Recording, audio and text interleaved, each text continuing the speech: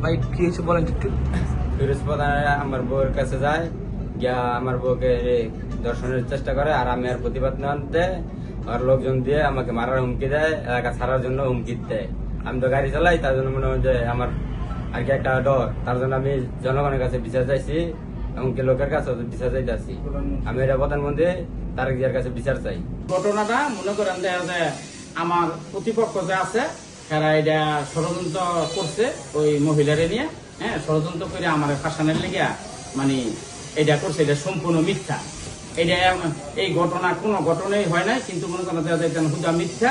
হ্যাঁ, আমি মনে করেন দেখা গেছে এই এই ঘটনার সাথে আমি জড়িত না। একটা অভিযোগ আমরা পেয়েছি মহিকুলি এলাকায় একজন নারীকে ধর্ষণের চেষ্টা, ঠিক আমি আসলে এখনই বলতে পারছি না, বিষয়টা তদন্ত চলমান আছে, ওনাকে হয়তোবা বিষয়টা নিয়ে এখনো তদন্ত চলমান। একটা অভিযোগ আমরা এই সংক্রান্ত পেয়েছি, এই বিষয়টা নিয়ে তদন্ত চলছে, তদন্ত সাপেক্ষে আমরা পরবর্তী আইনগত ব্যবস্থা গ্রহণ করবো এবং আপনাদেরকে আমরা পরবর্তীতে বিস্তারিত জানাবো এই বিষয়ে।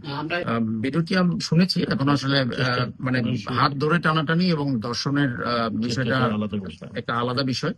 তো আসলে আমি শুরুতেই বলেছি এই বিষয়টা নিয়ে তদন্ত চলছে, আমাদের একজন তদন্তকারী কর্মকর্তা এই ঘটনার জন্য আমরা নিযুক্ত করেছি, সে তদন্ত করছে। তদন্ত শেষে আমরা বিস্তারিত আপনাদেরকে পরবর্তীতে জানাবো।